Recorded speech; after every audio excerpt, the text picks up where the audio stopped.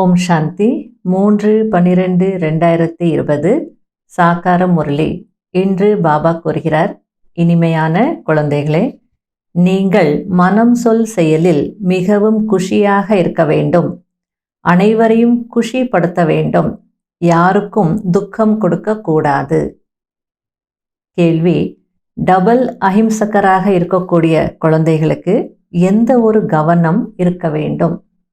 பதில்: வாயில் இருந்து யாருக்கும் துக்கம் கொடுக்கக்கூடிய வார்த்தைகள் வெளிவரக்கூடாது என்பதில் கவனம் இருக்க வேண்டும். ஏனென்றால் வார்த்தைகளால் துக்கம் கொடுப்பது கூட ஹிம்சையாகும். 2வது பாயிண்ட்: நாம் தேவதையாகக்கூடியவர்கள். ஆகையால் நடத்தை மிகவும் ராயலாக இருக்க வேண்டும். உணவு பழக்கங்கள் மிகவும் உயர்ந்ததாகவும் இருக்கக்கூடாது, மிகவும் தாழ்ந்ததாகவும் இருக்கக்கூடாது. முரளியின் பாடல்: பலம் இல்லாதவருடன் பலசாலியின் சண்டை. ஓம் சாந்தி. தன்னை ஆத்மா என்று உணர்ந்து அமருங்கள். மேலும் தந்தையை நினைவு செய்யுங்கள் என்று இனிமேலும் இனிமையான செல்லமான குழந்தைகளுக்கு தந்தை ஒவ்வொரு நாளும் முதலில் புரிய வைக்கிறார். அட்டென்ஷன் ப்ளீஸ் என்று சொல்வார்கள் தானே.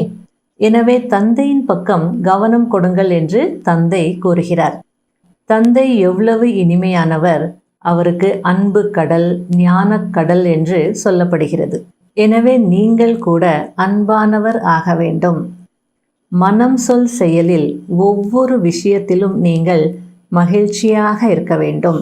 யாருக்குமே துக்கம் கொடுக்க கூடாது. தந்தை யாரையும் துன்பப்படுத்துவதில்லை. தந்தை வந்திருப்பதே சுகமானவர்களாக ஆக்குவதற்கு. நீங்கள் கூட யாருக்கும் எந்த விதத்திலும் துன்பம் கொடுக்க கூடாது. அப்படிப்பட்ட எந்த ஒரு செயலும் செய்யக்கூடாது. மனதளவில் கூட வரக்கூடாது. ஆனால் இந்த நிலை கடைசியில்தான் இருக்கும். கர்மேந்திரியங்கள் மூலம் ஏதாவது தவறுகள் நடந்துவிடுகிறது. தன்னை ஆத்மா என்று உணர்ந்து மற்றவர்களையும் சகோதர ஆத்மா என்று பார்த்தீர்கள் என்றால் பிறகு யாருக்குமே துக்கம் கொடுக்க மாட்டீர்கள். ஷரீரத்தையே பார்க்கவில்லை என்றால் எப்படி துக்கம் கொடுப்பீர்கள்? இதில் மறைமுகமான உழைப்பு இருக்கிறது. இது எல்லாமே புத்தியின் வேலையாகும்.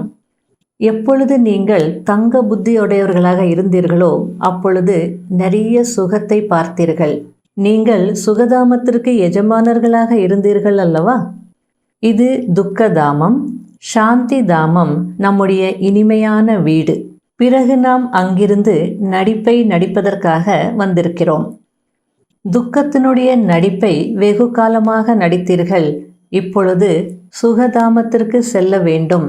எனவே ஒருவரை ஒருவர் சகோதர சகோதரர் என்று உணர வேண்டும். ஆத்மா ஆத்மாவிற்கு துக்கம் கொடுக்க முடியாது. ஆகையால் தன்னை ஆத்மா என்று உணர்ந்து ஆத்மாவிடம் உரையாடி கொண்டிருக்கிறோம் என்று நினைக்க வேண்டும். ஆத்மாதான் சிம்ஹாசனத்தில் வீற்றிருக்கிறது. இவர் கூட சிவ் பாபாவின் ரதம் அல்லவா? நாங்கள் சிவ் பாபாவின் ரதத்தை அலங்கரிக்கிறோம், சிவ் பாபாவின் ரதத்திற்கு உணவூட்டுகிறோம் என்று சகோதரிகள் கூறுகிறார்கள். அப்போது சிவ் பாபா தான் நினைவில் இருப்பார். அவரோ நன்மை செய்யக்கூடிய தந்தை. நான் பஞ்ச தத்துவங்களுக்கும் நன்மை செய்கிறேன் என்று சொல்கிறார். அங்கு எந்த ஒரு விஷயமும் கஷ்டம் கொடுப்பதில்லை. ஆனால் இங்கு சில சமயம் புயல், சில சமயம் குளிர், சில சமயம் ஏதாவது ஆகிக்கொண்டே இருக்கிறது. அங்கு எப்பொழுதுமே வசந்த காலமாகவே இருக்கும். துக்கத்தின் பெயரே இருக்காது. அதுவோ சொர்க்கம். தந்தை உங்களை அப்படிப்பட்ட சொர்க்கத்திற்கு அதிபதியாக ஆக்க வந்திருக்கிறார். அவர் உயர்ந்ததிலும் உயர்ந்த பகவான், உயர்ந்ததிலும் உயர்ந்த தந்தை, உயர்ந்ததிலும் உயர்ந்த சுப்ரீம் ஆசிரியராகவும் இருக்கிறார். எனவே அவசியம் உயர்ந்ததிலும் உயர்ந்தவராக தான் ஆக்குவார் அல்லவா? அடுத்தது பாபா கேட்கிறார், நீங்கள் லக்ஷ்மி நாராயணனாக இருந்தீங்க தானே? ஆனால் இப்போ எல்லாமே மறந்து போயிட்டீங்க. தந்தை தான் வந்து புரிய வைக்கிறார். ரிஷி முனிவர்கள் கூட தெரியாது தெரியாது என்று சொல்லிட்டாங்க. இந்த ஞானத்தை நான் இப்பொழுதுதான் கொடுக்கிறேன் என்று தந்தை கூறுகிறார். உங்களுக்கு சத்கதி கிடைத்து விட்டது என்றால் பிறகு ஞானத்திற்கு அவசியம் இருக்காது. துர்கதி ஆகுவதே இல்லை. சத்யுகத்திற்கு சத்கதி என்று சொல்லப்படுகிறது. இங்கு இருப்பது துர்கதி. ஆனால் நாம் துர்கதியில் இருக்கிறோம் என்பது கூட யாருக்கும் தெரியாது. தந்தைக்கு லிபரேட்டர், கைட், படகோட்டி என்று பாடப்படுகிறது. விகார கடலில் இருந்து எல்லோருடைய படகையும் கரையேற்றுகிறார். அதற்கு பார்க்கடல் என்று கூறுகிறார்கள். விஷ்ணுவை பார்க்கடலில் காட்டியிருக்கிறார்கள். இது எல்லாமே பக்தி மார்க்கத்தின் மகிமையாகும். காம விகாரம் மகா எதிரி. அதன் மீது வெற்றி அடைவதால் நீங்கள் உலகத்தையே வென்றவர் ஆகிவிடுகிறீர்கள் என்று தந்தை கூறுகிறார். எனவே குஷியாக அதுபோல் மாற வேண்டும் அல்லவா? தாராளமாக குடும்ப காரியங்களில் இல்லற மார்க்கத்தில் இருங்கள். ஆனால் தாமரை மலர் போல தூய்மையாக இருங்கள். இப்பொழுது நீங்கள் முட்களிலிருந்து மலராக மாறிக்கொண்டிருக்கிறீர்கள். இது ஃபாரஸ்ட் ஆஃப் தான்ஸ், அதாவது முட்களின் காடு என்று புரிய வருகிறது. ஒருவருக்கொருவர் எவ்வளவு துன்பம் கொடுக்கிறார்கள், கொலையை கூட செய்து விடுகிறார்கள். அனைவருக்கும் இப்பொழுது வானப்பிரஸ்த நிலை என்று தந்தை இனிமேலும் இனிமையான குழந்தைகளுக்கு கூறுகிறார். சிறியவர்கள் பெரியவர்கள் அனைவருக்கும் வானப்பிரஸ்த நிலையாகும். நீங்கள் சப்தத்திலிருந்து விடுபட்டு கடந்து செல்வதற்காக படிக்கிறீர்கள் அல்லவா? இப்பொழுது உங்களுக்கு சத்குரு கிடைத்திருக்கிறார். அவரோ உங்களை வானப்பிரஸ்தத்திற்கு அழைத்தே செல்வார். இது யூனிவர்சிட்டி ஆகும். நான் உங்களுக்கு ராஜ யோகத்தை கற்பித்து ராஜாக்களுக்கெல்லாம் ராஜாவாக ஆக்குகிறேன் என்பது பகவான் வாக்கு. எனவே குழந்தைகளே, நல்ல முறையில் முயற்சி செய்யுங்கள். தெய்வீக குணங்களை தாரணை செய்யுங்கள். சாப்பிடுங்கள், பருகுங்கள். ஸ்ரீநாத் துவாரகைக்கு செல்லுங்கள். அங்கு நெய்யால் தயாரிக்கப்பட்ட பொருட்கள் ஏராளமாக கிடைக்கிறது. நெய் கிணறுகளே அமைக்கப்பட்டிருக்கிறது. அதுவே ஜெகநாதரின் கோவிலில் தேவதைகளின் சிலைகளை ஆபாசமாக வடிவமைத்திருக்கிறார்கள். அங்கு சாதத்தை பெரிய பெரிய மண் பானைகளில் சமைக்கிறார்கள்.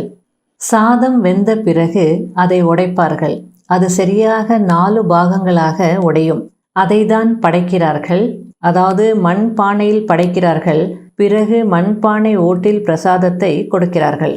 சாதத்தை மட்டுமே படைக்கிறார்கள். ஏனென்றால் இப்பொழுது சாதாரணமாக இருக்கிறார் அல்லவா? இந்த பக்கம் ஏழைகள், மேலும் அந்த பக்கம் செல்வந்தர்கள். இப்பொழுது பாருங்கள், எவ்வளவு ஏழையாக இருக்கிறார்கள். சாப்பிடுவதற்கும் குடிப்பதற்கும் எதுவுமே கிடைப்பதில்லை. சத்யுகத்திலோ எல்லாமே இருக்கும். எனவே தந்தை ஆத்மாக்களுக்கு அமர்ந்து புரிய வைக்கிறார். அதாவது ஸ்ரீநாத் துவாரகை சத்யுகத்தின் அடையாளம். சிலைகளும் நல்லா இருக்கும், அழகாக இருக்கும். அந்த நெய் பண்டங்கள் படைப்பாங்க, எல்லாமே செய்கிறாங்க. ஆனால் அதுவே ஜெகநாத் கோவிலில் அந்த மூலவருடைய இது கூட பார்க்குறதுக்கு ரொம்ப ஒரு மாதிரியாக இருக்கும்.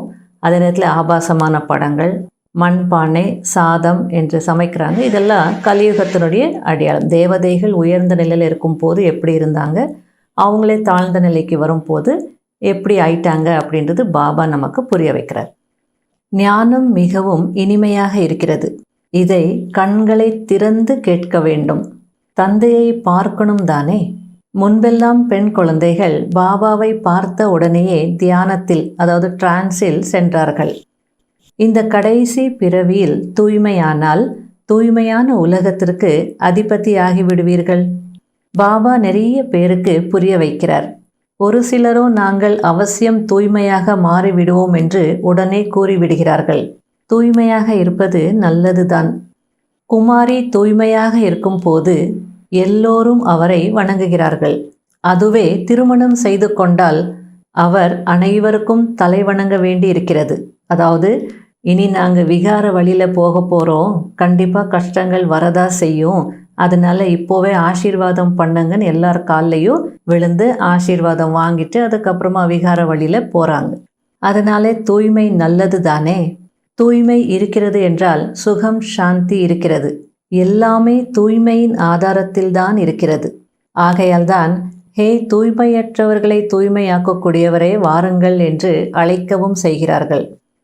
இதுவோ அசுர சம்பிரதாயமாக இருக்கிறது என்று தந்தை கூறுகிறார்.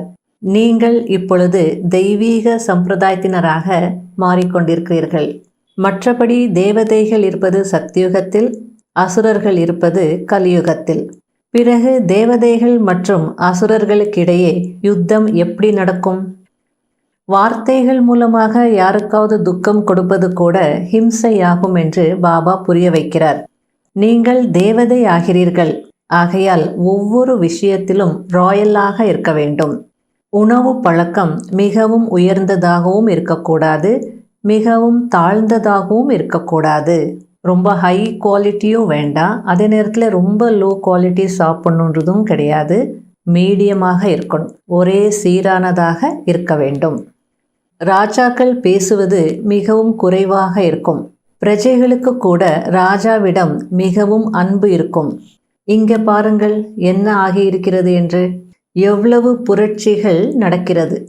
இப்படிப்பட்ட நிலைமை வரும் பொழுது நான் வந்து உலகத்தை அமைதிப்படுத்துகிறேன் என்று தந்தை கூறுகிறார். இங்கு தானியங்கள் கிடைப்பதும் கூட கஷ்டமாக இருக்கிறது. அங்கு எவ்வளவு தானியங்கள் விளையும் என்றால் பணம் கொடுக்காமலேயே எவ்வளவு வேண்டுமோ அவ்வளவு கிடைத்து கொண்டே இருக்கும். ஆகையால் நீங்கள் எதற்கும் கவலைப்படாதீர்கள் என்று பாபா கூறுகிறார். நான் உங்களை எப்படி ஆரோக்கியமுடையவர்களாக ஆக்குகிறேன் என்றால் அங்கே நோயே வராது. இது கேரண்டி. இப்பொழுது எல்லோருடைய தலை மீதும் காலன் நின்றிருக்கிறான் என்று தந்தை புரிய வைக்கிறார். இன்று நாளை என்று கொஞ்சம் கொஞ்சமாக காலன் அனைவரையும் சாப்பிட்டு விடுவான். நீங்கள் கும்பகர்ணனைப் போல ஆகியிருக்கிறீர்கள். இந்த விஷயங்களை எல்லாம் மற்றவர்களுக்கு புரிய வைப்பதிலும் குழந்தைகளுக்கு எவ்வளவு ஆனந்தம் ஏற்படுகிறது. லக்ஷ்மி சொர்க்கத்தின் தேவி ஆவார். அவரிடம் பணப்பிச்சை கேட்கிறார்கள். அம்பா உலகத்திற்கு அதிபதியாக ஆக்குகிறார். அனைத்து விருப்பங்களையும் பூர்த்தி செய்து விடுகிறார். ஸ்ரீமத் மூலமாக எல்லா விருப்பங்களும் பூர்த்தி ஆகிவிடுகிறது. கடைபிடிக்க வேண்டிய முக்கியமான சாராம்சம். முதல் பாயிண்ட், இந்த கர்மேந்திரியங்கள் மூலம் எந்த தவறும் நடக்கக்கூடாது.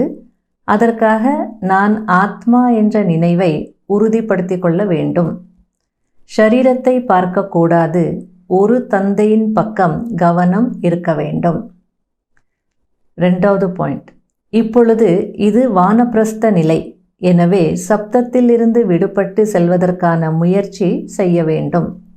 அவசியம் தூய்மையாக வேண்டும். சத்தியத்தின் படகு ஆடலாம் அசையலாம், ஆனால் மூழ்காது என்பது புத்தியில் இருக்க வேண்டும். தடைகளை பார்த்து பயப்படக்கூடாது. வரதானம், அகந்தை மற்றும் பிரமையை முடித்துவிட்டு இரக்க மனமுடையவராக ஆகக்கூடிய உலகத்திற்கு நன்மை செய்பவர் ஆகுங்கள். எப்படிப்பட்ட அவகுணம் உடையவராக இருந்தாலும், கடினமான சம்ஸ்காரம் உடையவராக இருந்தாலும், சதா நிந்தனை செய்யக்கூடிய ஆத்மாவாக இருந்தாலும், குறைந்த புத்தி உடையவராக இருந்தாலும், இரக்கம் மனமுடைய உலகத்திற்கு நன்மை செய்யக்கூடிய குழந்தைகள் அந்த அனைத்து ஆத்மாக்களுக்காகவும் லாஃபுல்லாக இருப்பதன் கூடவே லவ்ஃபுல்லாகவும் இருப்பார்கள். கண்டிப்பாகவும் அன்பாகவும் இருப்பார்கள். அவர்களுக்கு இவர் ஒருபோதும் மாற முடியாது, இவர் இப்படிதான், அல்லது இவரால் எதையும் செய்ய முடியாது, எல்லாமே நான் தான், இவர்கள் எல்லாம் ஒன்றும் இல்லை என்ற பிரமை இருக்காது. இப்படிப்பட்ட அகந்தை மற்றும் பிரமையை விட்டுவிட்டு பலவீனங்கள் அல்லது கெட்டதை தெரிந்த போதிலும் மன்னிக்கக்கூடிய இரக்கம் மனமுடைய குழந்தைகள்தான் உலக நன்மையின் சேவையில் வெற்றி அடைவார்கள். ஸ்லோகன், எங்கு பிராமணர்களின் உடல் மனம் பொருளின் ஒத்துழைப்பு இருக்குமோ அங்கு வெற்றியும் கூடவே இருக்கும். ஓம் சாந்தி. இன்றைய முயற்சிக்கான பாயிண்ட், நான் வேல்யூபிள் ஆத்மா, அதாவது நான் விலைமதிப்பற்ற ஆத்மா. ஆகையில் அந்த குஷி எப்போவுமே இருக்கணும். உலகத்தில் கூட சில மனிதர்களுக்கு நல்ல ஞானம் இருக்கும். அவங்களுடைய அறிவாலேயே அவங்க ஃபேமஸ் ஆகிடுவாங்க அல்லது வேல்யூபிள் ஆகிடுவாங்க. இப்போ விஞ்ஞானிகளுக்கு சயின்ஸ்னுடைய ஞானம் இருக்கும். அப்போ அந்த சயின்ஸ்னுடைய ஞானத்தின் மூலமாக அவங்க எவ்வளோ வேல்யூபிள் ஆகிட்டாங்க. சாஸ்திரவாதிகளுக்கு சாஸ்திரத்தினுடைய ஞானம் இருக்கும். அந்த ஞானத்தின் மூலமாக கூட அவங்க ஃபேமஸ் ஆகிடுறாங்க, வேல்யூபிள் ஆகிடுறாங்க. அதுபோல் நம்மக்கிட்ட என்ன ஞானம் இருக்குது? பரமாத்மாவுடைய ஞானம் இருக்குது. அது சாதாரண விஷயம் இல்லை. டைரக்ட் ஞானக்கடலுடைய ஞானம் நம்மக்கிட்ட இருக்குது. இதில் எல்லா ஞானமும் அடங்கிடுது. இப்போ உலகத்தினுடைய ஹிஸ்ட்ரி நமக்கு தெரியுமானா தெரியும். உலகத்தினுடைய ஜியாகிரஃபி தெரியுமா தெரியும். அதனால் உலகத்தினுடைய ஹிஸ்ட்ரி ஜியாகிரஃபியும் தெரியும், ஃபிசிக்ஸும் தெரியும். லா ஆஃப் கர்மா என்ன? For every action there is equal and opposite ரியாக்ஷன்னா கர்ம கணக்கு, கர்மத்தினுடைய லா, இதெல்லாம் ஃபிசிக்ஸ் இல்லையா? அதே போல் கர்ம கணக்குன்னு சொல்லும்போது அதில் மேத்ஸும் இருக்குது. அதாவது நமக்கு பாபா ஆல்ஜிப்ரா எல்லாம் சொல்லி கொடுக்குறார். ப்ளஸ் இன்ட்டு ப்ளஸ் ப்ளஸ், அதாவது நம்ம பாசிட்டிவான கர்மங்கள் ஸ்ரீமத் படி செய்ய வேண்டிய கர்மங்கள் செய்தால் அது நமக்கு ரிசல்ட் எப்படி இருக்கும்? ப்ளஸ்ஸாக இருக்கும், பாசிட்டிவாக இருக்கும். Plus into minus is equal to minus, அதாவது செய்ய வேண்டிய விஷயங்கள் காரியங்கள் ஆனால் செய்யலை, அப்போ அதோடய ரிசல்ட் என்ன இருக்கும்? நெகட்டிவ் தான், மைனஸ் தான். அதே நேரத்தில் மைனஸ் இன்ட்டு ப்ளஸ் என்ன? மைனஸ் தான். அதாவது செய்யக்கூடாத காரியங்களை செய்தால் அப்போ அதனுடைய ரிசல்ட் என்ன? நெகட்டிவ் தான். அதே நேரத்தில் மைனஸ் இன்ட்டு மைனஸ் என்ன?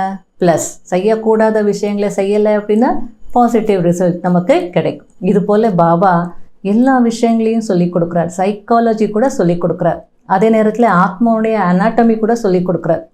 ஃபஸ்ட்டு டே லெசன்லேயே பாபா நமக்கு என்ன சொல்லி கொடுத்துட்டார்? இந்த மனிதனுடைய சரீரமும் சரி அல்லது நம்முடைய வாழ்க்கையும் சரி, மனித வாழ்க்கையும் சரி, எதனுடைய ஆதாரத்தில் கிடைக்குது? கர்மத்தினுடைய ஆதாரத்தில் கிடைக்குது அல்லது கர்மத்தின் மூலமாக ஏற்படுத்தி கொண்ட சம்ஸ்காரத்தினுடைய ஆதாரத்தில் கிடைக்கிது. இந்த ஒரு பாயிண்டில் எல்லா விஷயங்களும் அடங்கிடுச்சு இல்லையா?